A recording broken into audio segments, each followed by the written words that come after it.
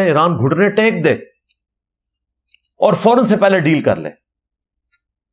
یہ بات جا کے میں نے کوئی 50 منٹ پوری تمہید بنا کے مقدمہ کھڑا کر کے اینڈ پہ کہا کہ فی الوقت جنگ رکوانے کے لیے اگر ڈیل آفر ہوتی ہے تو ایران ڈیل قبول کرے. کہتے ہیں دیکھیں ایران کو یہ بزدل بنا رہا ہے. او بھائی یہ ڈیل ایران خود مانگ رہا ہے. وہ میں آج آگے پوائنٹس میں ڈسکس کروں گا. شروع سے ایران کا تو موقف ہے کہ ہم نے یہ ڈیل لینی ہے.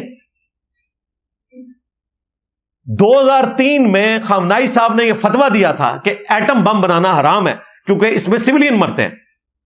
یہ میں نے گن پوائنٹ پہ مفتی اعظم ایران کو، جو پوری دنیا میں اس وقت 2 بڑے مرجے جو ہیں آیت اللہ سستانی اور خامنائی صاحب، ان میں سے ایک ہیں،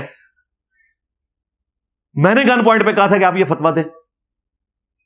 پھر 2015 میں انہوں نے باراک اوباما جو پریزیڈنٹ تھے امریکہ کے، ان کے ساتھ ڈیل کی کہ ہمارے تو مفتی اعظم کا فتویٰ ہے، ہم ایٹم بم نہیں بنائیں گے، ہم صرف انرجی کے لیے اسے یورینیم کو افزودہ کریں گے، انریچمنٹ کریں گے، اور وہ بھی اس لیول تک جو ہماری انرجی کی ریکوائرمنٹ ہے ہم ایٹم بم تک نہیں لے کے جائیں گے.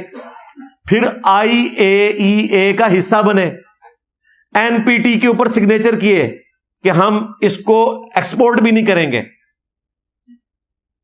یہ تو ٹرمپ جب 2018 میں آیا، اس نے آ کر ایران کی وہ ڈیل توڑ دی، کیونکہ انہیں پتا تھا کہ ایران کی اگر یہ ڈیل قائم رہی تو 10 سال کے اندر دنیا کی 5 بڑی اکانومیز میں ایران آ جائے گا، کیونکہ ان کے پاس تیل اتنا ہے وہ تو اس دنیا میں سروائیو کر سکتے ہیں بغیر کسی اور چیز کے، حالانکہ اجناس بھی وہ اگاتے ہیں، باقی چیزیں بھی. ٹرمپ نے آ کے ڈیل توڑی تھی اسرائیل کے کہنے کے اوپر، وہی جو نیتن یاہو ہے جس کو اردغان صاحب نے اس دور کا ہٹلر ڈکلیئر کیا.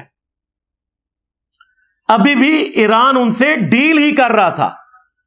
5 دور ہو چکے تھے، 6 سے پہلے اسرائیل نے حملہ کیا، اسے پتا چل گیا تھا کہ یہ امریکہ کے ساتھ ڈیل کامیاب ہوگی تو ایران سے زیادہ طاقتور ملک ہی کوئی نہیں ہوگا. تو یہ انجینئر صاحب نہیں کہہ رہے تھے کہ ڈیل لو، یہ ایران کی خواہش تھی. اب یہ دیکھیں کیسا یہ بنا کے پیش کر رہے تھے کہ انجینئر صاحب کہہ رہے ہیں گھٹنے ٹیک دو. کتنی 2 نمبری.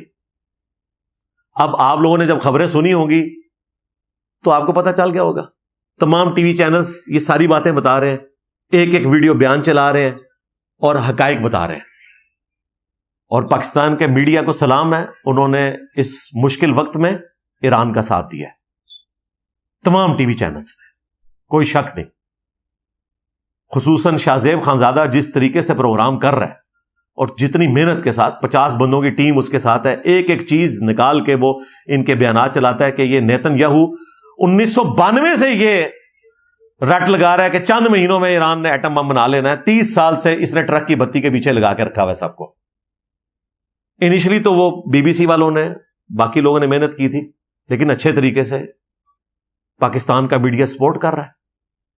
اور یہ وہ میڈیا ہے جس کو کسی زمانے میں ہماری اسٹیبلشمنٹ نے اپنے ایک لاڈلے کے تھرو، جو آج کل جیل میں ہے، اسی چینل کو کہتے تھے یہ یہودیوں کا چینل ہے، جیو، یہ جیو ہے.